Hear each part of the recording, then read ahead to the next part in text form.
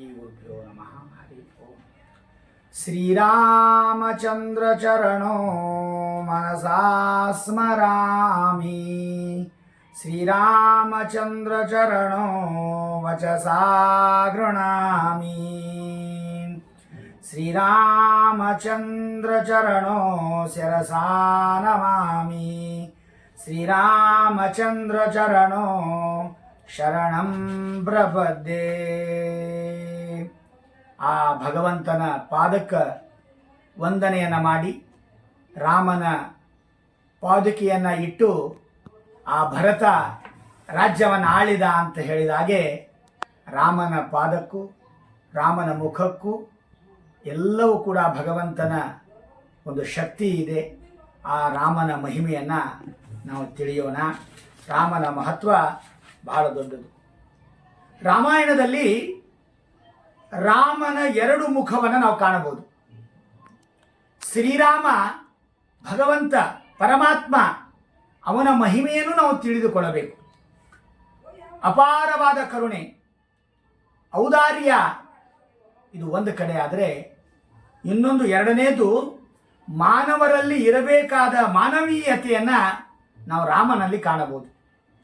ನೀತಿ, ತ್ಯಾಗ, ಆದರ್ಶ ಜೀವನ, ರಾಜರು ಹೇಗಿರಬೇಕು, ನೀತಿಯನ್ನು ಬೋಧನೆ ಮಾಡಿದ ವ್ಯಕ್ತಿ ಶ್ರೀರಾಮ. ಅದಕ್ಕಾಗಿ ರಾಮಾಯಣದಲ್ಲಿ ನಾವು ಎರಡನ್ನೂ ಕೂಡ ನಾವು ನೋಡಬೇಕು. ಹಾಗೆ ಮಾನವರನ್ನು ಉದ್ಧಾರ ಮಾಡಿದ ಕಥೆ ಅಂತ ಹೇಳಿದ್ರೆ ಅಹಲ್ಯರಿ ದೋಷಾತ್ಮ ಭುವ ಶತುರಾಷಾಢದಿ ಕ್ರಮ ದೋಷಾತ್ಮ ಭರ್ತೃವಚಸ ಪಾಷಾಣ ಭೂತ ಮುನಿ. ಆ ಕಲ್ಲಾಗಿದ್ದಾಳೆ. ಯಾರೋ ಮಾಡಿದಂತಹ ಒಂದು ಪ್ರಾರಬ್ಧ ಕರ್ಮ ನೋಡಿ.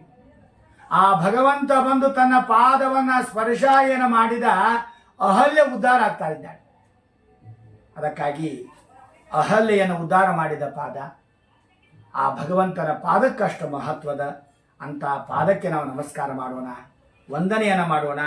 ಅದಕ್ಕಾಗಿ ಇದೇ ರಾಮನ ಪಾದ ನಡ್ಕೋತ ಅರಣ್ಯಕ್ಕೆ ಬಂತು. ರಾಮ ಅರಣ್ಯಕ್ಕೆ ಬಂದಿದ್ದಾನೆ ಸೀತಾದೇವಿಯನ್ನು ಹುಡುಕುವುದಕ್ಕಾಗಿ, ನೆಪ ಅಷ್ಟೇ.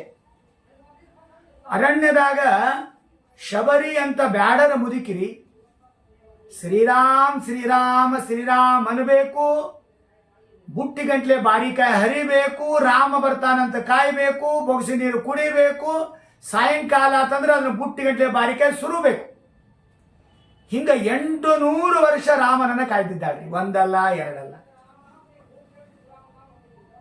ಮತಂಗ ಋಷಿ ಹೇಳಿದ್ದಾನೆ, ರಾಮ ಬರ್ತಾನೆ ಉದ್ಧಾರ ಮಾಡ್ತಾನೆ. ಆ ಋಷಿಯ ಮಾತಿನಂತೆ ಶಬರಿ ಕಾಯ್ತಾ ಇದ್ದಾಳೆ. ಭಗವಂತ ಬಂದು ನೋಡ್ರಿ, ರಾಮ ಬಂದ ಅರಣ್ಯಕ್ಕೆ. ರಾಮ ಬಂದಾಗ ಬಹಳ ಸಂತೋಷ ಆಗ್ತದ. ಆ ಸಿಹಿ ಬಾರಿಕಾಯನ್ನ ತಿಂದು ಸಿಹಿ ಇದ್ರ ರಾಮನ ಬಾಯಾಗಿಡಬೇಕು, ಕಹಿ ಇದ್ರ ತಾಣ ನುಂಗಬೇಕು. ಲಕ್ಷ್ಮಣ ಅಂದ, ಏನೋ ಮಾರೆ 80 ವರ್ಷ ಮುದುಕಿ, ಲೊಚ್ಚ ಬಾಯಿ, ಹಲ್ಲಿರದ ಮುದುಕಿ, ಜ್ವರ ಸುರ್ಲಿಕ್ಕತ್ತದ, ಎಷ್ಟು ಸ್ನಾನ ಮಾಡಿಲ್ಲೋ ಏನೋ ಮಾರಾಯ ಅಂತದು ನೀ ತಿಂತೀಯಲ್ಲೋ. ರಾಮಂದ, ನನಗೊಂದು ಪೂಜೆ ಅದನು, ಭಕ್ತರನ್ನ ಉದ್ಧಾರ ಮಾಡುವುದೇ ನನಗೊಂದು ಪೂಜೆ. ಅದಕ್ಕಾಗಿ ರಘುಪತಿ ರಾಘವ ರಾಜ ರಾಮ್ ಪತಿತ ಪಾವನ ಸೀತಾರಾಮ. ಯಾರ ಪತಿತರಿದ್ದಾರ, ದೀನರು, ದಲಿತರು, ಸ್ಖಲಿತರು, ಊನರು, ಹೀನರು ಯಾರ್ಯಾರಿದ್ದಾರ ಅವನ ಉದ್ಧಾರ ಮಾಡಲಿಕ್ಕೆ ರಾಮನ ನಡೆ. ಅರಣ್ಯಕ್ಕ ರಾಮ ಸೀತಾದೇವನ ಹುಡುಕ್ಲಿಕ್ಕೆ ಬಂದಿಲ್ರಿ, ತನ್ನ ಭಕ್ತರು ಎಲ್ಲಿದ್ದಾರಂತ ಹುಡುಕ್ಲಿಕ್ಕಾಗಿ ಬಂದಿದ್ದಾನೆ. ಅವರನ್ನು ಹುಡುಕೋತ ಉದ್ಧಾರ ಮಾಡಲಿಕ್ಕೆ ಬಂದಿದ್ದಾನೆ ರಾಮ. ಅದಕ್ಕಾಗಿ ಶಬರಿಯನ್ನ ರಾಮ ಫಲವನ್ನ ಸ್ವೀಕಾರ ಮಾಡಿ ಉದ್ಧಾರ ಮಾಡಿದ್ದಾನೆ. ಅದಕ್ಕಾಗಿ ಇದರಿಂದ ನಾವೇನು ತಿಳಿದುಕೊಳ್ಳಬೇಕು ಅಂದರೆ, ರಾಮ ಎಲ್ಲರನ್ನ ಉದ್ಧಾರ ಮಾಡಲಿಕ್ಕೆ ಅವತಾರ ಮಾಡಿದ್ದಾನೆ ವಿನಃ ದೊಡ್ಡವರನ್ನ ಮಾತ್ರ ಅನುಗ್ರಹ ಮಾಡಲಿಕ್ಕೆ ಅಲ್ಲ, ತಳವರ್ಗದವರನ್ನು ಉದ್ಧಾರ ಮಾಡಲಿಕ್ಕೂ ಕೂಡ ರಾಮನ ನಡೆ ಎಂಬುದು ನಾವು ರಾಮಾಯಣದಲ್ಲಿ ನಾವು ಕಾಣ್ತೇವೆ. ಇನ್ನು ವಾಲಿ ಸುಗ್ರೀವ ಜಗಳ, ಸುಮ್ಮನೆ ಭಗವಂತ ಹೇಳ್ತಾನೆ ನನಗೆ ಗೊತ್ತಿಲ್ಲ ಅಂತ ಸುಗ್ರೀವ್ ಹೇಳಿ ಕಳಿಸಿದ. ಅಂದರೆ ಅಣ್ಣ ತಮ್ಮಂದ್ರ ಜಗಳ ನಡೆದಾಗ ಪರೀಕ್ಷೆ ಮಾಡಬೇಕು, ಹೊಂದಾಣಿಕೆ ಮಾಡ್ಕೋತಾರೋ ಇಲ್ಲೋ ಅಂತ. ಕೊನೆಗೆ ಸಾಮ ಭೇದ ದಂಡ ಹೀಗೆ ರಾಮಾಯಣದಲ್ಲಿ ಅಣ್ಣ ತಮ್ಮಂದಿರ ಜೊತೆ ಹೇಗಿರಬೇಕು, ದಂಡ ಒಂದೇ ನೀತಿ ಅಲ್ಲ, ಮೊದಲು ಹೇಳಿ ನೋಡಬೇಕು, ತಿಳಿಸಿ ನೋಡಬೇಕು, ಆಮೇಲೆ ದಂಡ ಅಂದರೆ ಶಿಕ್ಷಣ ಕೊಡಬೇಕು ಅಂತ ಇದು ರಾಮಾಯಣದ ಅದ್ಭುತವಾದಂತಹ ನಾವು ದೇವರ ಮಹಿಮೆಯನ್ನು ನಾವು ಕಾಣುತ್ತೇವೆ. ರಾಮನ ಮಹಿಮಾ ಬಹಳ ದೊಡ್ಡದು ರೀ. ಅದಕ್ಕಾಗಿ ವಿಭೀಷಣ ರಾಮಾಯಣದಲ್ಲಿ ಬೇರೆ ಪಕ್ಷವನ್ನು ಬಿಟ್ಟು ಇನ್ನೊಂದು ಪಕ್ಷಕ್ಕೆ ಹೋದ ವ್ಯಕ್ತಿ, ಮೊಟ್ಟ ಮೊದಲು ರಾಜಕಾರಣದಲ್ಲಿ ಪಕ್ಷಾಂತರ ಮಾಡಿದ ವ್ಯಕ್ತಿ ವಿಭೀಷಣ. ತತ್ರ ಜಗಾಮಸ ವಿಭೀಷಣ ನಾಮಧೇಯೋ. ಆ ವಿಭೀಷಣ ರಾವಣನ ಅಧರ್ಮವನ್ನು ನೋಡಿ ಎಲ್ಲವನ್ನೂ ಬಿಟ್ಟು ಬಂದಿದ್ದಾನೆ. ಸಮುದ್ರ ಕಡೆ ಬಂದ. ಎಲ್ಲರೂ ಬೇಡ, ಸುಗ್ರೀವ, ತಾರ, ಮೈಂದ ಎಲ್ಲರೂ ಬೇಡ ಬೇಡ ಬೇಡ, ತಗೋಬೇಡ್ರಿ ಇವನನ್ನು, ನಮಗೇನು ಕಮ್ಮಿ ಆಗಿದೆ, ಯಾಕೆ ಬರ್ತಾರೋ ಗೊತ್ತಿಲ್ಲ. ಆದ್ರೆ ಹನುಮಪ್ಪ ಮಾತ್ರ ಸಕೃದೇವ ಪ್ರಪನ್ನಾಯ ತವಾಸ್ಮಿ ಇತಿ ಯಾಚತೆ ಅಭಯಂ ಸರ್ವಭೂತೇಭ್ಯೋ ದದಾಮಿ ಏತದರುತಂ. ನಿನಗೊಂದು ಪೂಜಾ ಅದ. ಏನದು? ಯಾವ ಬಂದಂಥ ಭಕ್ತರನ್ನ ರಕ್ಷಣೆ ಮಾಡುವುದೇ ನಿನ್ನ ಪೂಜೆ. ಹನುಮಪ್ಪ ಹೇಳಿದ ಮಾತಿದೆ ರಾಮಾಯಣದಲ್ಲಿ. ಅದಕ್ಕಾಗಿ ಎಲ್ಲವನ್ನ ಬಿಟ್ಟು ಬಂದಿದ್ದಾನೆ. ಅವನಿಗೊಂದು ಖಾತೆ ಕೊಡಬೇಕು.